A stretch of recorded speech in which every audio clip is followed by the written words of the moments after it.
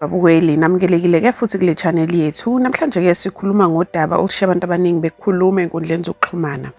Kube nenqungquthela ke yabezindaba ebibanjwe yi-Labour and Civic Organisation lapho umholi wayo uMlungisi Mancinza enza izinsolo ezisindayo ezithinta uphakela umthakathi uNgizwe Mchunu kanye nomengameli uCyril Ramaphosa.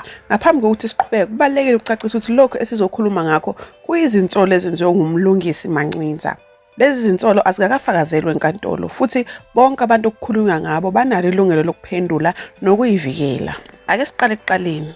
Umlungisi Mancinza ke ubiza inqungquthela yabezindaba lapha ethi ufuna ukuveza ulwazi oluthinta ezombusazwe nezinto ezenzeka ngemumva kwezigcawu. Phakathi kwezinto azisho ke uthe uphakela umthakathi noNgizwe Mchunu bathola izigidi zemali okuyimali ayethe yakhokhwa ngezikhathi ezimbili ezahlukene 1.5 million no 1.5 million okwaba isamba sika 3 million.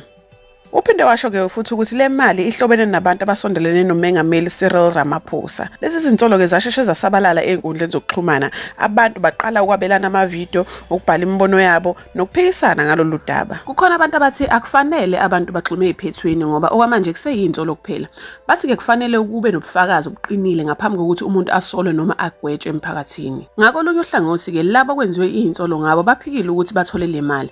Bathi lezi zinsolo azinasisekelo futhi uma kukhona onobufakazi mabubeke obala ukuze iqiniso livele.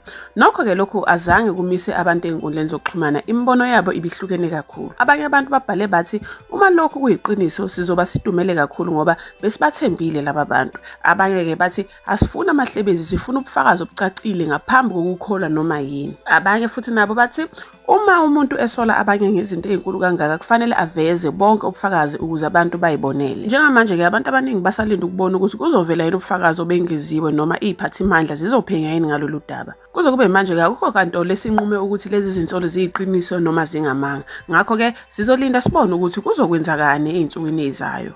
Wena ke mbukeli ucabangani ngalolu daba? Ingabe nicabanga ukuthi kufanele kube nophenyo olugcwele noma nicabanga ukuthi abantu kufanele balinde kuze kuvele ubufakazi obugcwele? Ngibonge ke mbukeli ngokubukela. Mina ngiyavalelisa, sizophinde sibonane kwenye video. Kanti ke futhi ningakhohlwa ukulike, ukusubscribe ukuze ningaphuthela izindaba esinifakela zona usuku nosuku.